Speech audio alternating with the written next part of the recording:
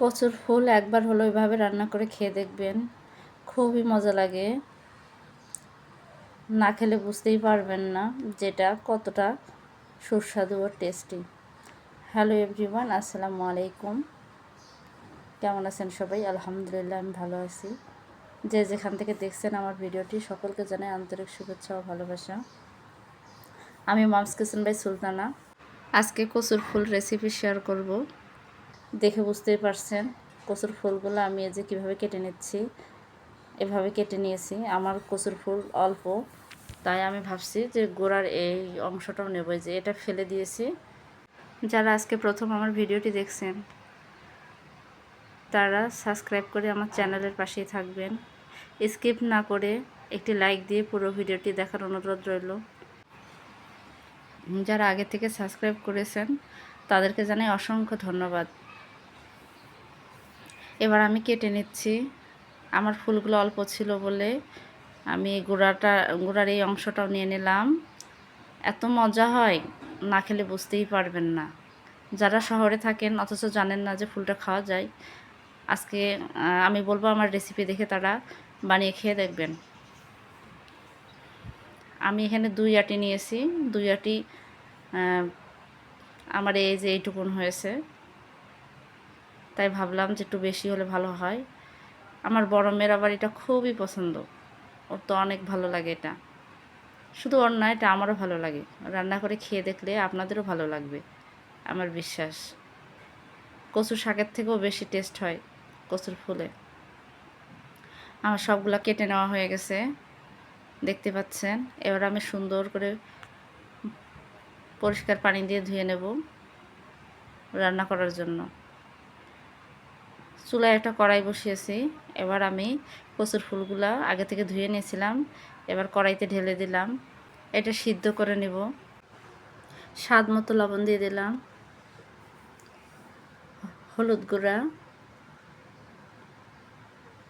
পরিমাণ মতো মরিচের গুঁড়া। এটা কাঁচা মরিচের গুঁড়া ব্যবহার করছি। দেখতেই তো পাচ্ছেন মরিচের অনেক দাম। যখন কম ছিল তখন আমি সংরক্ষণ করে রেখেছিলাম।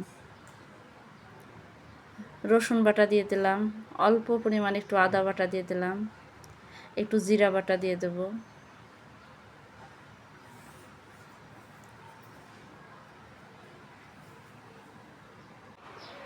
এবার ভালো করে নেড়ে চেড়ে মিশিয়ে দেব, যেন কচুর ফুলের সাথে মশলাগুলো মিশে যায়। উপর নিচ করে দেব, দেখে বুঝতেই পারতেছেন। আর এটা বোঝানোর কিছু নাই, আমরা যারা গৃহিণী রান্না করি সবাই কম বেশি রান্না করতে পারি। এটা একদমই খুব সাধারণ রান্না, সবাই পারবে।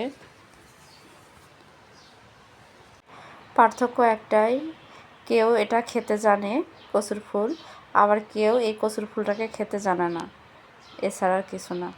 এবার আমি অল্প পরিমাণ একটু পানি দেব, বেশি না, কারণ কচুটা ঢেকে দিলে এমনিতেই পানি উঠে আসে। আমি অল্প একটু পরিমাণ পানি দিচ্ছি, যেন ভালোভাবে সিদ্ধ হয়, গলে যায়। এবার ঢেকে দিলাম। কিছুক্ষণ পরে ঢাকনা তুলে আবারও দেখব যে কচুটা আমার পারফেক্টভাবে সিদ্ধ হয়েছে কিনা।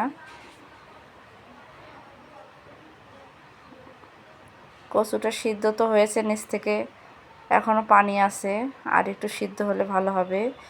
আমি একটু উপর নিচ করে একটু ভালো করে নেড়ে দিলাম।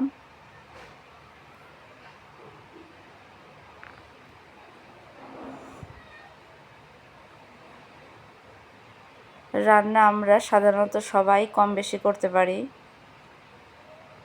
যারা এতক্ষণ আমার সাথে আমার ভিডিওটি দেখছেন তাদেরকে বলবো, যদি লাইক দিতে ভুলে যেয়ে থাকেন অবশ্যই প্লিজ মনে করে একটি লাইক দিয়ে দেবেন। আর আমার চ্যানেলটা যদি সাবস্ক্রাইব না করা থাকে তাহলে সাবস্ক্রাইব করে আমার চ্যানেলের পাশে থাকবেন। আমার ভিডিওটি যদি ভালো লাগে লাইক কমেন্ট শেয়ার করে দেবেন, যেন আপনাদের প্রিয়জনরাও দেখে রেসিপিটি শিখে নিতে পারে। আপনাদের ভালোবাসা ও সাপোর্ট আমার সামনে এগিয়ে যাওয়ার অনুপ্রেরণা। আমার ভিডিওটি যদি কোনো অংশ ভালো লেগে থাকে অবশ্যই আমার কমেন্ট বক্সে এসে কমেন্ট করে যাবেন। আমার কচুগুলো দেখেন কি সুন্দরভাবে গলে গেছে। একটু ভেঙে ভেঙে দিচ্ছি যেন এটা একেবারে গলে যায়।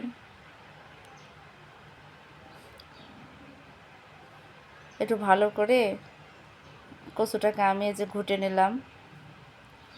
আমি এটার সাহায্য করলাম, আপনারা আপনাদের পছন্দ মতো কিছু একটা দিয়ে ঘুটে নিলেই হবে। এবার আমি আবারও কড়াই দিয়েছি, পরিমাণ মতো তেল দিয়ে জিরা ও তেজপাতা ফোড়ন দিয়েছি।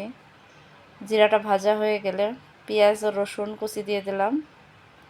এটা ব্রাউন কালার হয়ে আসলে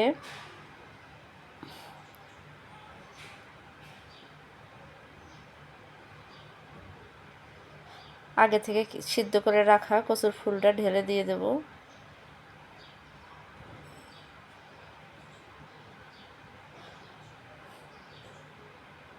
একবার হলেও বানিয়ে খেয়ে দেখবেন, খুবই মজা লাগে, ভাতের সাথে জাস্ট জমে যায়। একবার বানিয়ে খেয়ে যদি ভালো লাগে অবশ্যই আমার কমেন্ট বক্সে এসে একটা কমেন্ট রেখে যাবেন। আপু ভাইয়ারা সকলকে বলছি। এবার একটু ভাজা জিরার গুঁড়া ছিটিয়ে দিলাম। আবারও নেড়ে চেড়ে, কোনো পানি নাই দেখে বুঝতে পারতেছেন, একদম দেখেন শুকনো শুকনো হয়ে গেছে। মশলাটা মিশিয়ে বাস নামিয়ে নেব। এবার আমি একটা বাটিতে সার্ভ করে দেখাই আপনাদের।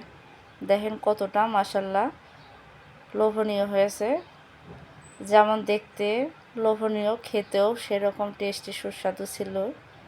আবারও বলছি, আমার ভিডিওটি যদি ভালো লাগে লাইক কমেন্ট শেয়ার করে দেবেন। আবারও দেখা হবে নতুন ভিডিওর সাথে। সে পর্যন্ত ভালো থাকবেন, সুস্থ থাকবেন।